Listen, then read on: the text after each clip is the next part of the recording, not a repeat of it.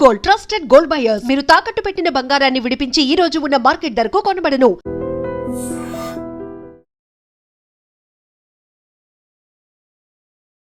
ఆయన ఫైల్ చేశారు, ఇట్లా రాహుల్ గాంధీ ఇట్లాంటి వ్యాఖ్యలు చేశారు. నేను అక్కడే ఉంటాను, ఎప్పుడు నేను అక్కడే పనిచేశాను, అక్కడ ఏ 2000 కిలోమీటర్లు పోలేదు, అసలు అక్కడ లైనే లేదు, మన బార్డర్ లైన్స్ క్లియర్గా డిఫైన్ చేయలేదు మెక్మోహన్ లైన్ అని. ఇటువైపు మన ఎక్కడైనా వెళ్తూ ఉంటారు. చైనా వాళ్ళు అంటారు అరుణాచల్ ప్రదేశ్ మాదే అంటారు. ఇప్పుడు కూడా మన అరుణాచల్ ప్రదేశ్ నుంచి బయటికి వెళ్ళే చైనాకి వీసా అప్లై చేసిన వాళ్ళు వీసా స్టేపుల్ చేసిస్తారు. ఇప్పుడు కూడా చైనా వాళ్ళు they don't accept Arunachal Pradesh as a part of India. అట్లాంటి టైంలో వ్యాఖ్యలు చేసి ఇట్లా మనకు అందరికి తెలుసు. ఆ టైంలో గల్వాన్లో జరిగిన గొడవ మనకు తెలుసు, డోక్లాంలో జరిగిన గొడవ మనకు తెలుసు. మన దగ్గర 26 నుంచి 30 మంది చనిపోయారు. ఇదంతా సుప్రీంకోర్టు వాళ్ళు చెప్పారు. సుప్రీంకోర్టు ఏమన్నారంటే ఒక యుద్ధం నడుస్తున్నప్పుడు 2 సైడ్లలో లాసెస్ ఉంటుంది. It's a very loaded statement. ఎందుకంటే ఈ ఆపరేషన్ సింధూర్లో ఎన్ని ప్లేన్లు పోయినా అడిగినప్పుడు దానికి సుప్రీంకోర్టు జవాబు ఇది ఇండైరెక్ట్గా. ఒక యుద్ధం నడుస్తున్నప్పుడు 2 సైడ్లలో లాసెస్ ఉంటుంది, మన వైపు ఎందుకో చెప్పడం, అటువైపు ఎందుకు చెప్పట్లేదు అని చెప్పి. చైనా వాళ్ళు వచ్చి మన సోల్జర్స్ని కొడుతున్నారంటే మన వాళ్ళు ఏం చేయట్లేదు, మన సోల్జర్స్ ఇండియన్ సోల్జర్స్ కేపబుల్ కాదు, దే ఆర్ యూస్లెస్ అని రాహుల్ గాంధీ స్టేట్మెంట్. అది ఫస్ట్ టైం కాదు ఇదంతా. మీకు గుర్తుంటుంది, దీనికన్నా ముందు కూడా వీర్ సవర్కర్ గురించి కామెంట్ చేశారు, దానికి కోర్టుకు వెళ్ళి అపాలజైజ్ చేశారు. పెద్ద స్టేట్మెంట్ ఇస్తుండే ఎప్పుడు మై సవర్కర్ నై హూ గాంధీ హూ అని చెప్పి. First of all is not a Gandhi, మన అందరికి తెలుసు. వాళ్ళ స్పెల్లింగ్ ఇస్ GHANDY, గండి. వాళ్ళ కమ్యూనిటీ అది, పార్సీ కమ్యూనిటీలో ఒక కమ్యూనిటీలో గండి అండి. వాళ్ళ ఫాదర్ అదే కమ్యూనిటీ నుంచి వచ్చిందన్నమాట. మహాత్మా గాంధీ ఏమో పర్ఫ్యూమ్ అమ్ముతున్న వాళ్ళు, గంధం అమ్ముతున్న వాళ్ళు కమ్యూనిటీ గుజరాత్ నుంచి. So that is Mahatma Gandhi's community. కానీ అది GNDH అది కూడా కాదు, కానీ వాళ్ళు కరెక్ట్ ఫామ్ వచ్చేస్తుంది అనమాట. వాళ్ళు పర్ఫ్యూమ్లు అమ్ముతుండే generation before they to sell perfumes. మన దగ్గర అత్తర్లు అమ్ముతారు చూడండి, అట్లాంటి పర్ఫ్యూమ్స్ అమ్ముతుంటే కమ్యూనిటీ పేరు గంధం అమ్ముతున్న వాళ్ళు గంధీ అని వచ్చి అది గాంధీ అయిపోయింది. ఇటువైపు అమ్మ గండి. సో ఎనీవే మనం పక్కన పెడదాం, ఎందుకంటే that issue sorted out. Because Indira Gandhi ఒకసారి గురువాయూర్ టెంపుల్కి వెళ్ళినప్పుడు ఆమెకు లోన్ పోలేదు. She was the prime minister, she was not allowed in side. The priest very clearly said, you are a Parsi, you cannot come inside, so you are out. But నేను గాంధీని సవర్కర్ కాదని చెప్పేది, సవర్కర్ అనుభవించిన 100th పనిష్మెంట్ కూడా రాహుల్ గాంధీ ఒక రోజు కూడా తట్టుకోలేకు. పెద్ద మాట్లాడతాడు, born with silver spoon in his mouth, licence లేకుండా మాట్లాడుతూ. ఇప్పుడు ఫస్ట్ టైంగా నేను డైలీ ఆల్మోస్ట్ రాహుల్ గాంధీని ట్విట్టర్లో ట్యాకిల్ చేస్తాను. అబద్ధాల మీద అబద్ధాలు చెప్తారు. అంటే షిఫ్టింగ్ గోల్ పోస్ట్ అని అంటాం మన ఇంగ్లీష్లో. ఒక అబద్ధం చెప్పి దానికి ఎవరైనా వచ్చి కౌంటర్ చేసినప్పుడు ఏం చేస్తాడు, అక్కడ మారిపోయి ఇంకో ప్లేస్కి వెళ్ళిపోతాడు, ఇంకొక అలిగేషన్ చేస్తాడు. అది ఇప్పుడు ఎలక్షన్ కమిషన్ మీద నేను నా దగ్గర అటమ్ బాంబు ఉంది, నా దగ్గర హైడ్రోజన్ బాంబు ఉందని చెప్పారు. ప్రెస్ కాన్ఫరెన్స్ క్యాన్సిల్ అయిపోయింది. ఎక్స్క్యూజ్ ఏంటంటే శిబు సోరెన్ గారు చనిపోయారు, దానికోసం పోస్ట్పోన్ చేస్తున్నామని. కాదు, పాసిబ్లీ అభిషేక్ మను సింఘ్వి ఇవాళ కోర్టులో అపియర్ అయిన కాంగ్రెస్ సీనియర్ అడ్వకేట్, ఆయన చెప్పుంటాడు ఇట్లాంటి పనులన్నీ చేయకు, ఆల్రెడీ సుప్రీంకోర్టు కోపంలో ఉంది, నువ్వు వెళ్తే మళ్ళీ ఇంకోటి కేసు వేస్తాడు, మళ్ళీ నేను కోర్టుకి వెళ్ళాల్సి వస్తుంది, మళ్ళీ నేను తిట్లు వినాల్సి వస్తుంది జడ్జెస్ దగ్గర అని. జడ్జెస్ ఇంకో చాలా సీరియస్ మాట చెప్పారు. దీనికన్నా సీరియస్ ఏంటంటే if you are an Indian, నిజమైన భారతీయుడు అయితే నువ్వు ఇట్లాంటి మాటలు చెప్పవు అంటే. ఆల్రెడీ ఒక కేసు పెండింగ్ ఉంది, that he is holding a British passport. ఇవాళ దాకా రాహుల్ గాంధీ డినై చేయలేదు. బ్యాకప్స్ అని కంపెనీలో యూకేలో సైన్ చేశాడు that I'm a British citizen అని. British government last week Indian గవర్నమెంట్కి ఆ పాస్పోర్ట్ పేపర్స్ అన్ని హ్యాండ్ ఓవర్ చేశారు. అది ఇప్పుడు కోర్టు కేసు నడుస్తుంది, సో బయటికి రాలేదు ఇంకా. అది కాకుండా మన అందరూ తెలుసు నేషనల్ హెరాల్డ్ కేసులో డాక్టర్ సుబ్రహ్మణ్యం స్వామి ఫైల్ చేసిన కేసు ఒకటి 420 అంటాం మన ఇంగ్లీష్లో, చీటింగ్, హిందీలో 420 అంటాం, చీటింగ్. 420 సెక్షన్ కింద బెయిల్ తీసుకున్నాడు రాహుల్ గాంధీ. ఒక హిస్టరీ ఉంది ఆయనకి, అంటే ఒక సెన్స్ ఆఫ్ ఎంటైటిల్మెంట్ అంటాం. మనం ముందు మన రాజులంతా ఉన్నప్పుడు వాళ్ళని నన్ను ఏం చేయలేరు, నా కొడుకు వాడిని కూడా మీరేం చేయలేరు, ఎందుకంటే వాడు రాజు. ఈ యాటిట్యూడ్ రాహుల్ గాంధీకి ఉంది. నన్ను ఎవరిని ఏం చేయకూడదు, మోదీని విపరీతంగా తిడతారు, అమిత్ షాని తిడతారు, అన్నీ చెప్తారు. ముందు 2002 అని చెప్పుకుంటూ పోయింది, తర్వాత కోర్టు నుంచి అది కూడా ఒక టక్క వచ్చింది, దాది బంద్ అయిపోయింది బిజినెస్ ఇప్పుడు. దాని తర్వాత మీరు చూసుంటారు ఒక RSS మీద ఒక ఆరోపణ చేశారు. RSS మన మహాత్మా గాంధీ అసాసినేషన్తో లింక్డ్ అని చెప్తే వాళ్ళు కేసు ఫైల్ చేస్తే మహారాష్ట్రలో మళ్ళీ అక్కడ వెళ్ళి అపాలజైజ్ చేశాడు, ఐఎమ్ సారీ అని చెప్పి. ఇదే పార్టీ లీడర్ దీక్షిత్, మనకు అందరు తెలుసు, షీలా దీక్షిత్ కొడుకు, ఫార్మర్ ఆర్మీ చీఫ్, అంటే అప్పుడు సర్వింగ్ ఆర్మీ చీఫ్ని సడక్క గుండా అని పిలిచారు. అంటే వీళ్ళకి ఒక కాన్స్టెంట్ థీమ్ అంటే ఈ పార్టీలో ఆర్మ్ ఫోర్సెస్ని రెస్పెక్ట్ చేయరు. లేకుంటే ఆలోచించండి, పాకిస్తాన్తో జరిగిన ఆపరేషన్ సింధూర్లో ఇవాళ దాకా రాహుల్ గాంధీ ఈ ప్రశ్న అడగలేదు, పాకిస్తాన్ది ఎన్ని ప్లేన్లు పోయినాయని. మన దేశంలో ఎన్ని ప్లేన్లు పోయినాయి ఆయనకు తెలియాలి. పాకిస్తాన్తో ఎంత అసెట్స్ డ్యామేజ్ అయింది అది చెప్పట్లేదు, వాళ్ళే చెప్పారు. మాది ఇన్ని అసెట్స్ పోయినాయి, అవాక్స్ పోయినాయి, మాది హ్యాంగర్ మీద కొట్టారు, అన్నీ చెప్పారు, రన్వే మీద కొట్టారు, వాళ్ళే అంగీకరించారు. కానీ రాహుల్ గాంధీ అది యాక్సెప్ట్ చేయట్లేదు. దీనికన్నా ముందు కూడా మీకు గుర్తుంటుంది, అక్కడ బాలాకోట్ స్ట్రైక్ జరిగినప్పుడు అక్కడ కొంచెం చెట్లు కొట్టేశారని చెప్పాడు రాహుల్ గాంధీ. అదే స్టేట్మెంట్ పాకిస్తాన్ వాళ్ళు చెప్పారు, అక్కడ ఏం జరగలేదు, చెట్లు కొట్టారు. తర్వాత తెలిసింది 300 మంది చనిపోయారు టెర్రరిస్ట్ అని. అక్కడ కొంచెం ట్రైనింగ్ క్యాంప్ ఉండేది, స్పెసిఫిక్ ఇన్ఫర్మేషన్తో కొట్టారు. ఇప్పుడు రీసెంట్ కొట్టినట్టు సింధూర్ లాగా అది కూడా కొట్టారు. ఒక డిఫరెన్స్ ఏంటంటే we had to enter Pakistan. మన దగ్గర అప్పుడు రఫేల్ లేకుండే, రఫేల్లో ఉన్న మిసైల్స్ ఉంటే మనకి పాకిస్తాన్ ఎంటర్ చేయక్కర్లేదు, ఈసారి చేసినట్టు షూట్ అండ్ స్కూట్ చేయొచ్చు. ఇండియా టెరిటరీ నుండి 300 కిలోమీటర్ దాకా మనం కొట్టచ్చు మిసైల్, అది వెళ్ళిపోతుంది ఆ డైరెక్షన్లో. కానీ ఈ రాహుల్ గాంధీ చేస్తున్న ఒక్కొక్క స్టేట్మెంట్కి ఇర్రెస్పాన్సిబిలిటీ. ఎందుకంటే మీకు గుర్తుంటుంది, ఒక మన్మోహన్ సింగ్ గవర్నమెంట్ ఒక డెసిషన్ తీసుకున్నారు పొలిటీషియన్స్ గురించి, వాళ్ళ కేసుల గురించి ఒక క్యాబినెట్ డెసిషన్ తీసుకున్నప్పుడు కాన్స్టిట్యూషన్ క్లబ్ ఢిల్లీలో ప్రెస్ కాన్ఫరెన్స్ నడుస్తున్నప్పుడు కాంగ్రెస్ వాళ్ళది, అక్కడ వచ్చి ఆ బిల్ని చింపేశారు రాహుల్ గాంధీ అందరి ముందు. Is nobody, he was only an MP. ఆ ఎంపీ కూడా he tore a paper and threw it. I think the time he lost, అప్పుడు ఎంపీ కాదనుకుంటాను నేను, మన్మోహన్ సింగ్ టైంలో చింపేసి పడేశారు.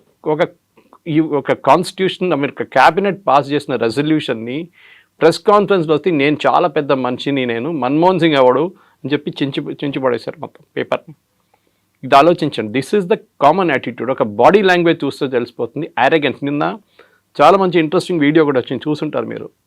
The famous British or American psychologist, నాకు ఎగ్జాక్ట్లీ గుర్తులేదు, British or one famous psychologist, చాలా ఫేమస్ ఆయన. ఆయన ఏం చేస్తారంటే అందరు బాడీ లాంగ్వేజ్ స్టడీ చేస్తారు పొలిటీషియన్స్, అండ్ కరెక్ట్గా వస్తుంది అది. So Rahul Gandhi body language పార్లమెంట్లో లాస్ట్ వీక్ జరిగిన డిబేట్లో ఆయన అనలైజ్ చేశారు, అది చూడండి మీరు ఒకసారి. ఈ saying it's a put on show. డ్రామాలో ఎట్లా యాక్ట్ చేస్తారో exactly is acting like that.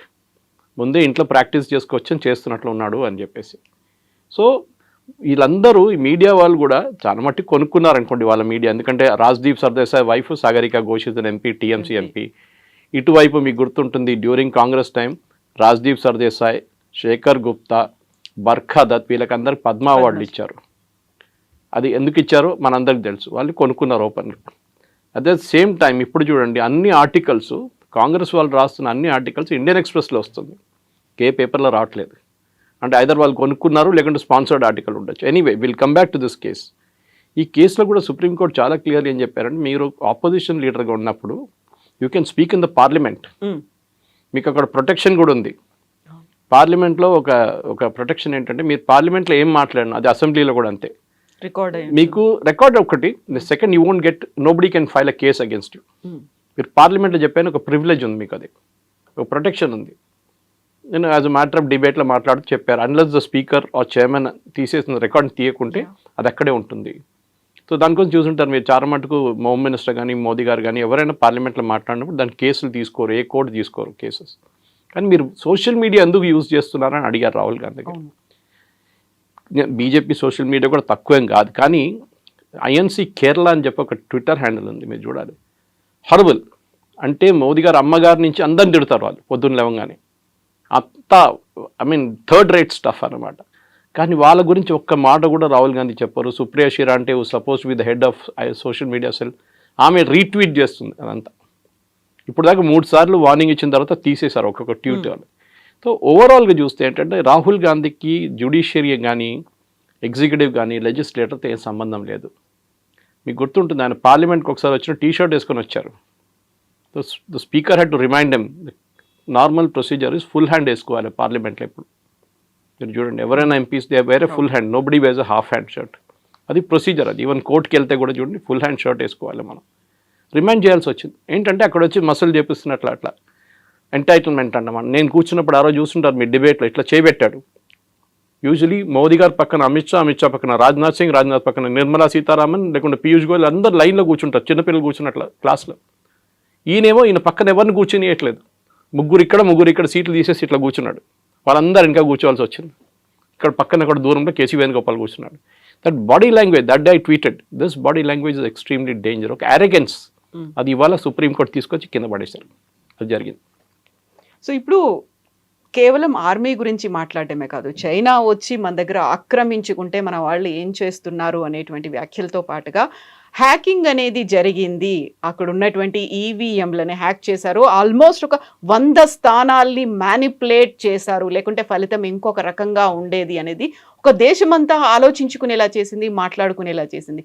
నిజంగా అది జరిగిందా అనేది దానికి సంబంధించే కదా నేను ఒక బాంబు లాంటిది నేను బయట పెట్టబోతున్నాను, నా దగ్గర ఆధారాలు ఉన్నాయి అనేటువంటి మాట. మన అందరికి తెలిసి ఆయన దగ్గర ఏం ఆధారాలు ఉంటాయి, అన్సబ్స్టాన్షియేటెడ్ అలిగేషన్స్ అంటారు. నేను కూడా చెప్తాను, తెలంగాణలో అన్ని అసెంబ్లీ కాన్స్టిట్యున్సీలో హ్యాకింగ్ జరిగింది, దానికోసం రేవంత్ రెడ్డి ముఖ్యమంత్రి అయ్యండి. యాక్సెప్ట్ చేస్తారా?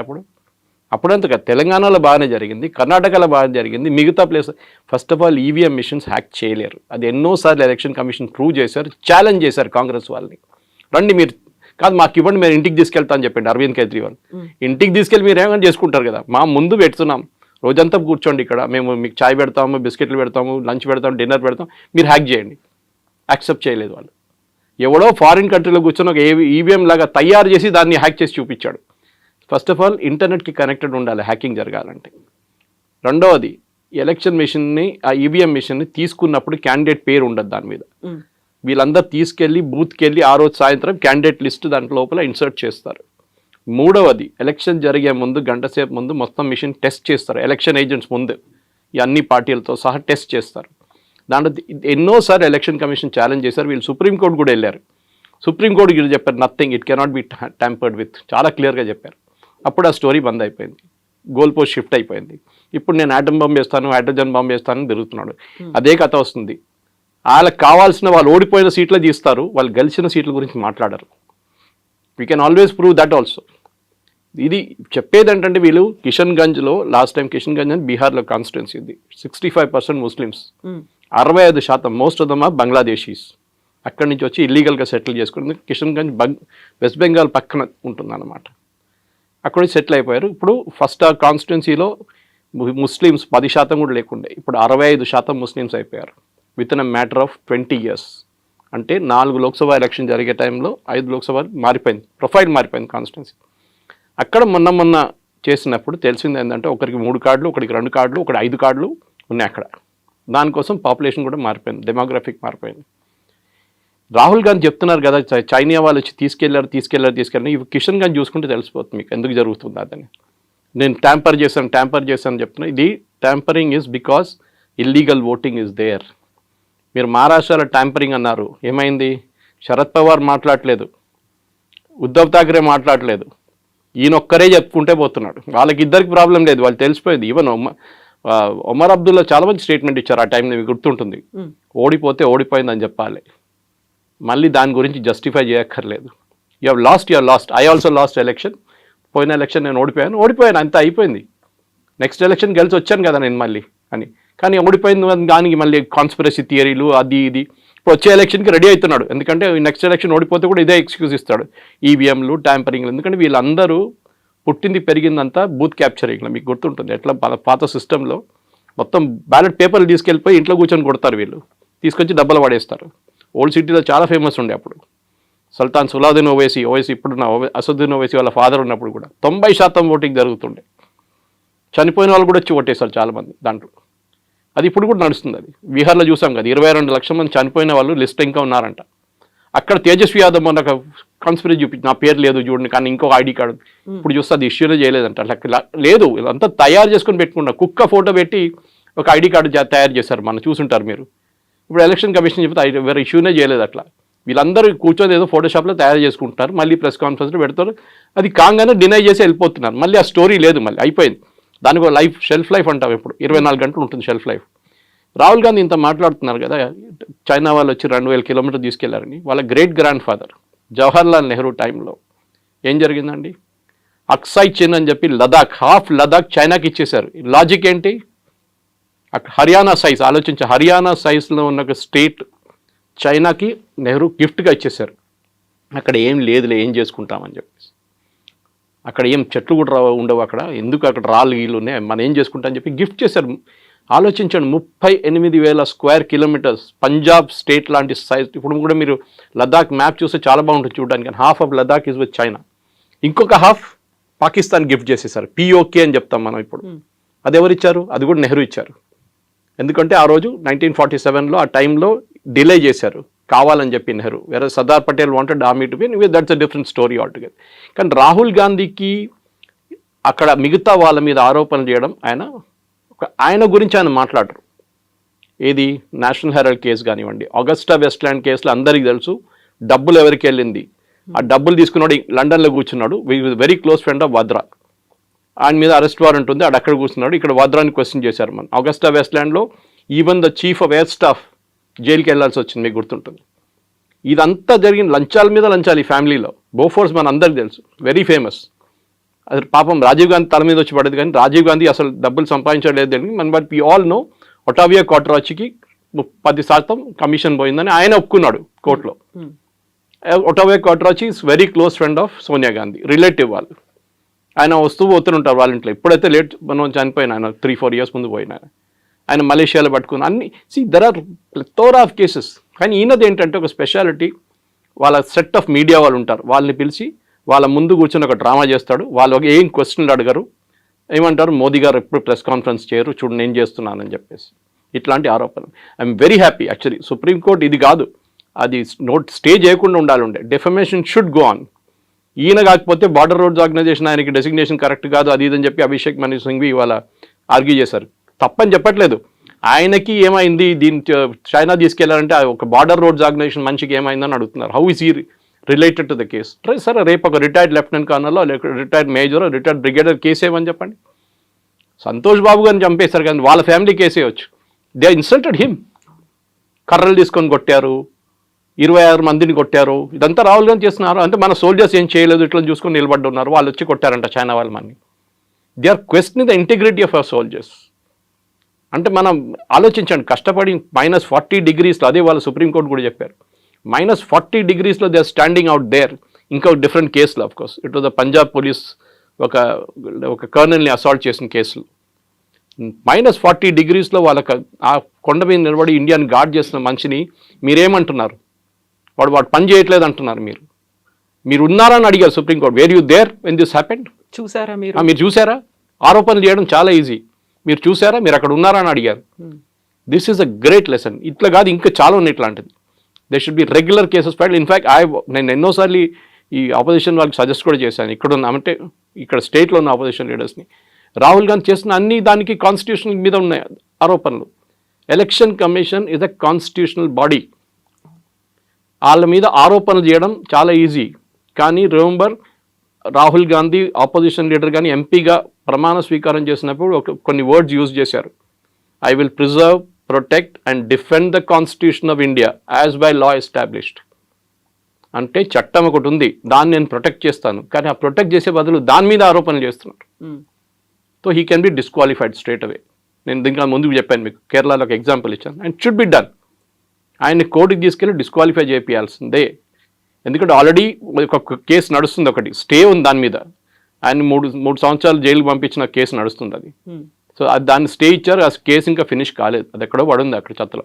దానికోసం ఆయన ఎంపీ స్థానం కూడా కొన్ని రోజులు పోయినాయి ఆయనకి. ఇది జరగాల్సింది ఇప్పుడు. దట్ అరెగెన్స్ చూడండి. నేను ముఘల్ రాజా కొడుకు, నేను ఒక ఎంటైటిల్ ఫ్యామిలీ నుంచి వస్తున్నాను, నేను ఏమైనా చెప్పొచ్చు, ఎవరికి మీద ఏదైనా ఆరోపణలు చేయొచ్చు. లేదు, ఎందుకంటే వాళ్ళ పార్టీలో ఇన్నర్ పార్టీ డెమోక్రసీ అని లేదు. పాపం నరసింహరావు గారి దగ్గర నుంచి మనం నేర్చుకోవాల్సిందే. ఈ was the only prime minister who stood up to the Gandhi's, fake Gandhi's. Only prime minister. ఏం చేశారండి ఆయన డెడ్ బాడీకి? ఏఐసిసి ఆఫీస్ లోపల తీసుకెళ్ళలేదు. మాజీ ప్రధానమంత్రి, ఢిల్లీలో సంజయ్ గాంధీకి ఒక సమాధి ఉంది పెద్దది. What post did Sanjay Gandhi hold అండి? What post? మినిస్టర్గా ఉన్నారా? ప్రైమ్ మినిస్టర్గా ఉన్నారా? జస్ట్ బికాజ్ ఈ ఫ్యామిలీతో కనెక్షన్ చెప్పేసి పెద్ద సమాధి కట్టారు. నరసింహరావు గారిని తీసుకొచ్చి ఇక్కడ నెక్లెస్ రోడ్ కాడ వీ నో వాట్ హ్యాపెండ్. రాత్రి ఏం జరిగింది, కుక్కలు ఏం చేశారని మన అందరికి తెలుసు.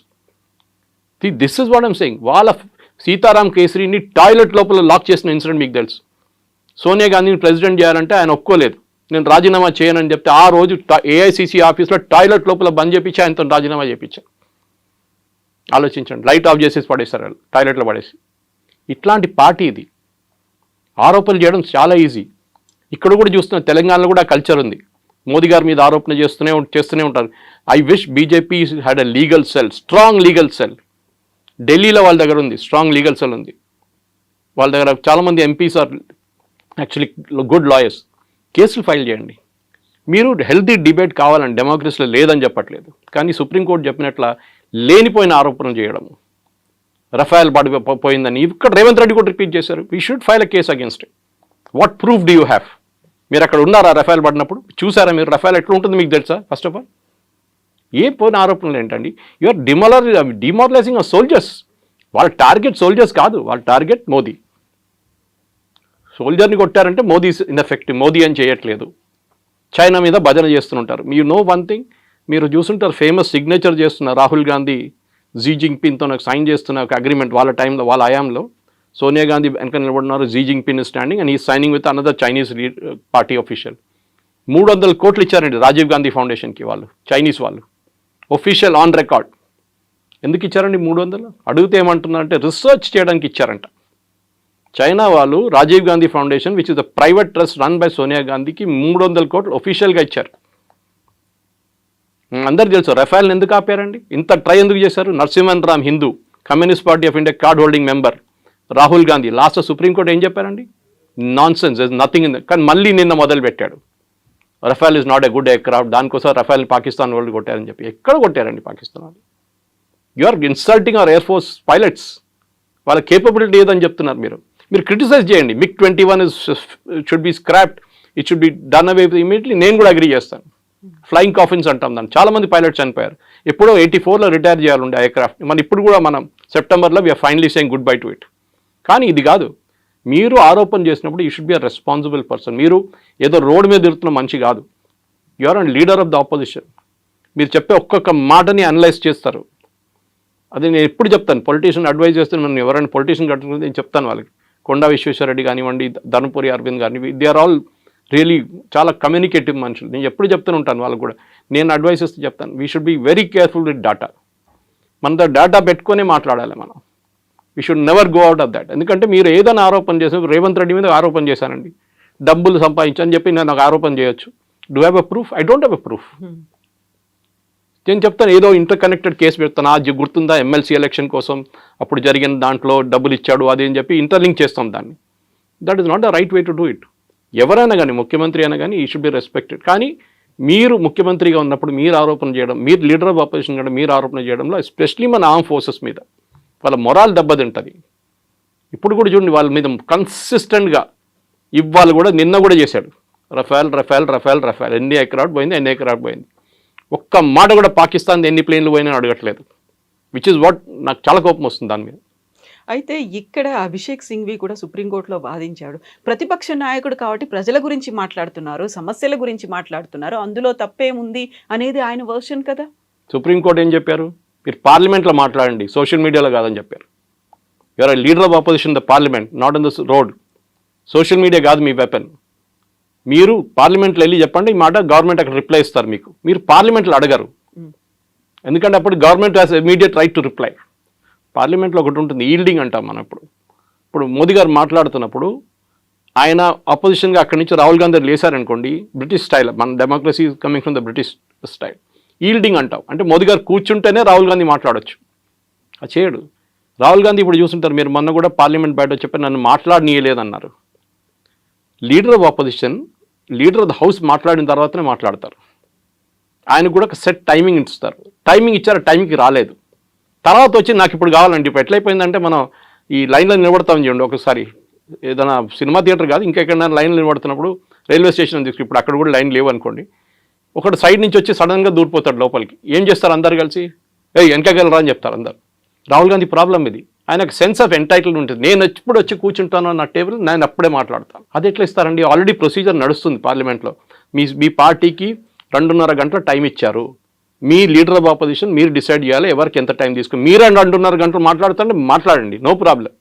But you will get only 2.5 hours and that to allocate as per time. మీరు చెప్పాలి ఇన్ని టైం నుంచి ఇంత టైం దాకా వీళ్ళు మాట్లాడతారు, గౌరవ్ గొగోయ్ మాట్లాడతారు, వాళ్ళు మాట్లాడతారు, వీళ్ళు. అది కాదు కదా. వాళ్ళ పార్టీలో కూడా ఇన్ పార్టీ డెమోక్రసీ అంటారు. మొన్న జరిగిన డిబేట్లో Manish Tewari and Shashi Tharoor are not given a chance. Manish Tewari గారు చెప్పారు, మనీష్ తివారీ సమజ్దార్కో ఇషారా కాఫీ, మై సైలెన్స్ విల్ స్పీక్ అన్నారు. మీరు ఒక ఇన్నర్ పార్టీ డెమోక్రసీ మోదీ గారు అందరినీ ఏం చేస్తున్నారు, కానీ మీ పార్టీలో ఉన్న 2 of the best leaders specially Shashi Tharoor, ఆయన మీరు మాట్లాడనీయలేదు మన డిబేట్లో. మీ చెంచాలు అందరినీ పెట్టుకున్నారు లైన్లో. ఇదే కదా ప్రాబ్లం. గౌరవ్ గొగోయ్ ఏం మాట్లాడతారు, ఆయన మీద ఆరోపణలు ఉన్నాయి already that he is an ISI agent అని చెప్పి, which is unsubstantiated but correct. Himanta Biswa Sarma case వేశాడు that he went and stayed in Pakistan for 1.5 years అని చెప్పేసి. మరి అందరికి తెలుసు ఆ కేసు ఏంటనేది, అది నడుస్తుంది ఇంకా. కానీ అది కాదు ద పాయింట్ ఇస్, మీరు అక్కడ కూడా పార్లమెంట్లో కూడా ఆరోపణ చేస్తున్నప్పుడు గవర్నమెంట్కి రైట్ ఆఫ్ రిప్లై ఉంటుంది. బయట మోదీ గారి మీద ఆరోపణ చేస్తున్న మోదీ గారు మళ్ళీ వచ్చి ఇంకో ప్రెస్ కాన్ఫరెన్సో లేకుంటే సోషల్ మీడియాలో రిప్లై చేయరు.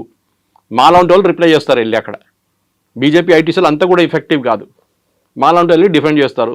అప్పుడప్పుడు అమిత్ మాల్వియా గారు స్టేట్మెంట్ ఇస్తారు, నాకు కూడా పంపిస్తారు ఆయన స్క్రీన్ షాట్ దాన్ని, this is what I spoke about అని చెప్పేసి.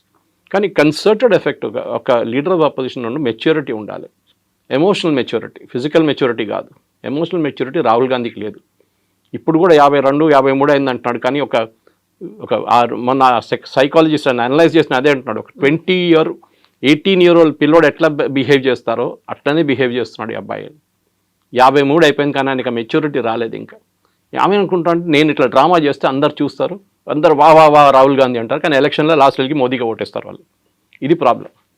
అయితే కేవలం రాహుల్ గాంధీ మాత్రమే కదా, ఆ అదర్ లీడర్స్ కూడా అడుగుతున్నారు, మనం ఎంత నష్టపోయాము, నిజంగానే మనకు ఉన్నటువంటి ఫైటర్ జెట్లను కోల్పోయామా అనే మాట. అదే మాటని ట్రంప్ అన్నారు, అదే మాటని పాకిస్తాన్ చెప్తోంది, అదే మాటని మన వాళ్ళు అడుగుతున్నప్పుడు why there is no answer. Zardari ఏం చెప్పారు మొన్న పాకిస్తాన్ పార్లమెంట్లో, హమారే లోగ్ భారత్ కే పార్లమెంట్ మే బైఠే హై. మా వాళ్ళు భారత్ పార్లమెంట్లో కూర్చున్నారంట. So he is hinting at. There are certain secrets చెప్పారండి, ఎప్పుడు చెప్పకూడదు కూడా. 71 వార్లో మనది 65 ప్లేన్లు పోయినాయి. మనది 71 బంగ్లాదేశ్ వార్లో జరిగింది 3 వారాలు అంతే, 65 ప్లేన్లు పోయినాయి. We have lost 600 prisoners of war. పాకిస్తాన్లో వెళ్ళారు, ఒక్కడు కూడా మనకి రిటర్న్ దొరకలేదు ప్రిజనర్స్ ఆఫ్ వార్. మన దగ్గర ఉన్న 93,000కి వాళ్ళకి ఇచ్చేస్తాం, 93,000 మందిని బంగ్లాదేశ్లో క్యాప్చర్ చేసిన వాళ్ళని. అదంతా మాట్లాడుకుంటూ పోతే చాలా ఉన్నాయి. మన రాజ్నాథ్ సింగ్ గారు, అమిత్ షా గారు కూడా తీసేశారు మన స్టాటిస్టిక్స్తో సహా. ఆరోపణలు చేయడం సరే, ఇది ట్రంప్ ఎందుకు చేస్తారండి? Is the commercial market. Rafale పనికిరాదు, నా ధర F-35 ఉందా కొనుక్కోండి.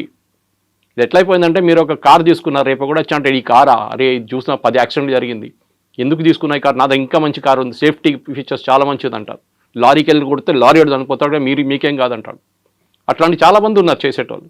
So this is the commercial market. దానికోసం ఫ్రాన్స్ డిఫెండ్ చేశారు చూడండి. ఒక్క రఫేల్కే ఏదో ప్రాబ్లం ఉంది, అది కూడా 17,000 feetలో. It had an engine issue, it had be brought down. దానికోసం ఎయిర్ మార్షల్ భారతి ఆ రోజు ప్రెస్ కాన్ఫరెన్స్ చాలా క్లియర్గా చెప్పారు, ఆపరేషన్ సింధూర్ టైంలో. None of our pilots were lost, none of our assets were lost. Assets అంటే వాళ్ళ దాంట్లో aircraft language, air force language, none of them well. వాళ్ళు చెప్పిన తర్వాత మళ్ళీ ఈయనకేంటండి ప్రాబ్లం?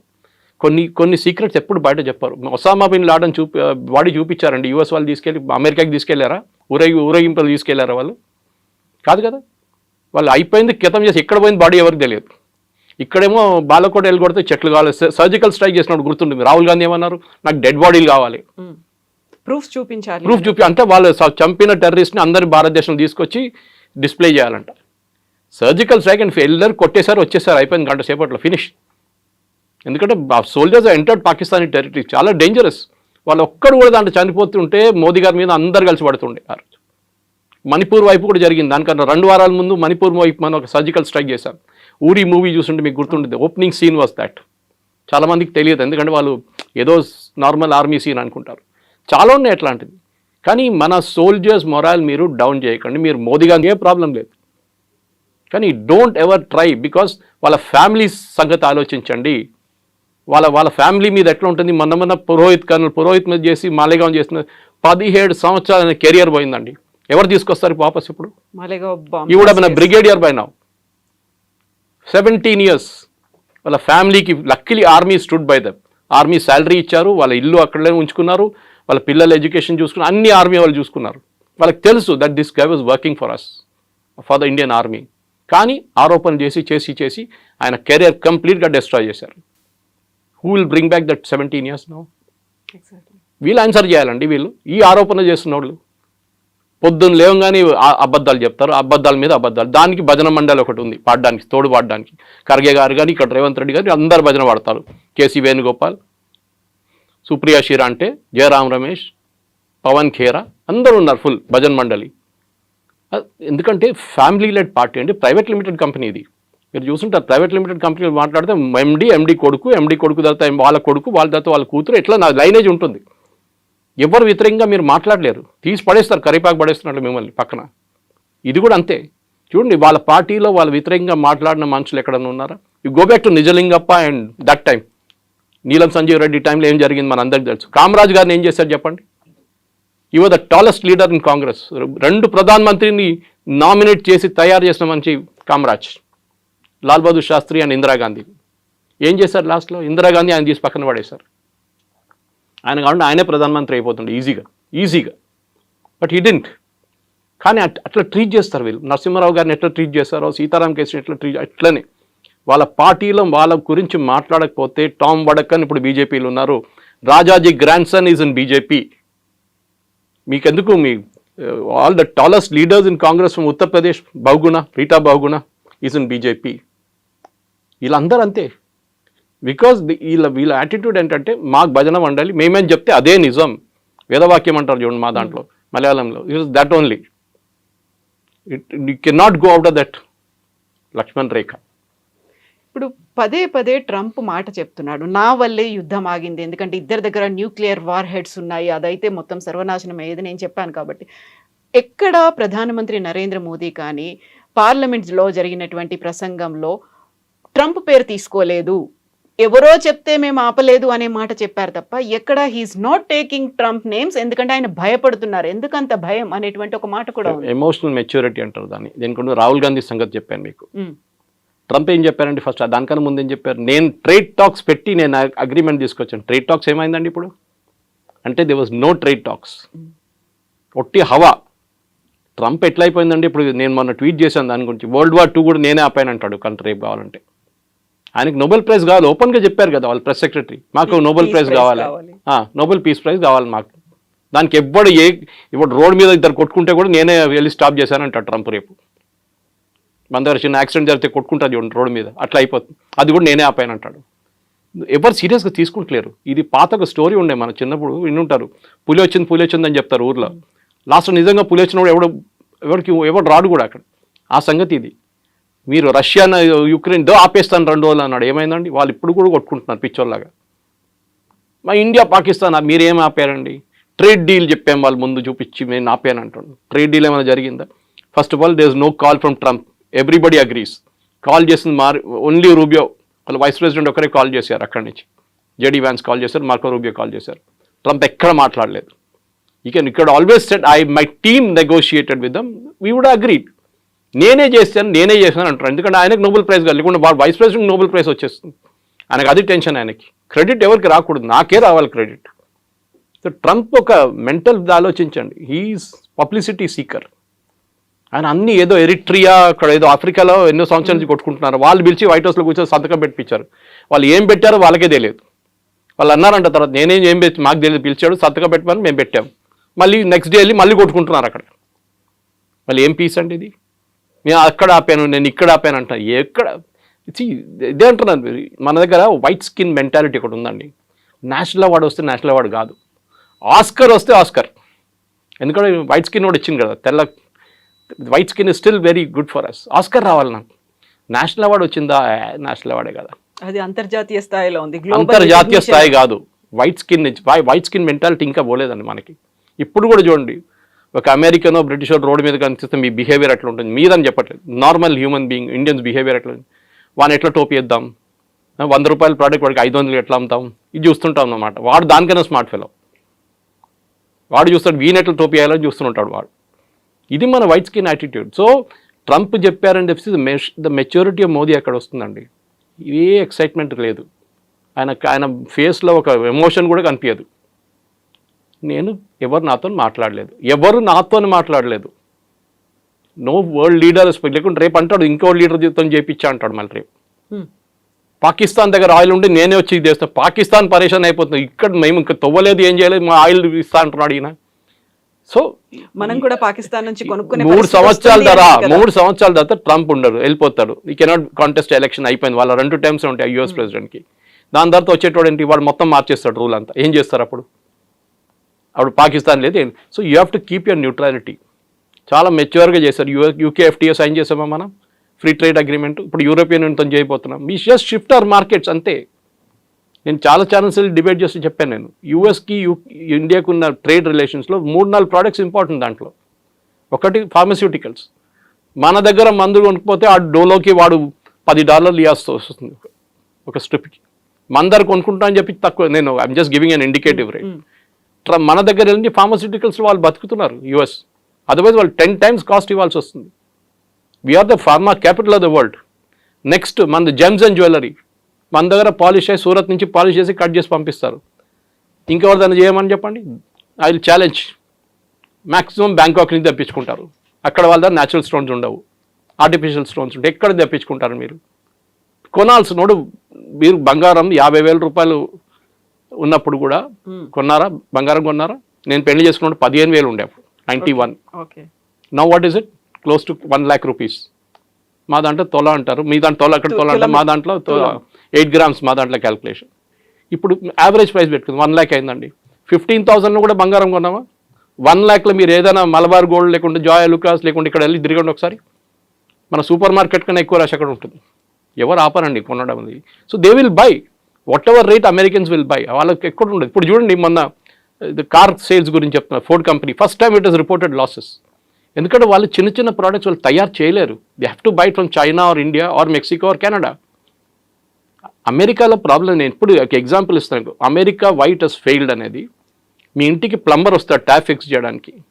ఒక ఇండియన్ ఈక్వలెంట్ తీసుకుంటాను, అమెరికన్ ఈక్వలెంట్ తీసుకోను. ట్యాప్ కాస్ట్ 250 రూపాయలు. ఫిక్స్ చేసేటోడు 500 తీసుకుంటాడు. You're out. మార్కెట్ అవుట్ అయిపోయింది. That is what happens in America. అమెరికాలో వాడు ఇంకేం చేయడు. మన దగ్గర ఏం చేస్తాం, మనం చాలా స్మార్ట్. మనం వచ్చినప్పుడు ఆ గడ్డ పోయింది ఒకసారి చూసుకో, ఇది కొంచెం లీక్ అవుతుంది చూసుకో, అక్కడ పోయింది చూసుకో అని చెప్పి అంత 10 పనులు చేయించుకుంటాం 500కి. అక్కడ చేయలేరు, వాడు వచ్చిన పని చేసి వెళ్ళిపోతాడు. So you are out price from the market. అదే యాపిల్ వాళ్ళు చెప్తున్నారు కదా, ఇదే ఫోన్ మీరు ఇండియా మీద 100% డ్యూటీ వేయండి, అప్పుడు కూడా still cheaper than making it in US. వాళ్ళ per dollar వేజ్ మీకు తెలుసు ఎంత హై ఉంటుందని. వాళ్ళ కాస్ట్ ఆఫ్ లివింగ్ హై ఉంది. మన దగ్గర శ్రీపెరమదూర్లో ఈజీగా చేయించుకుంటారు దానికన్నా చాలా తక్కువ రేట్లో. This is America has become totally out priced of the market.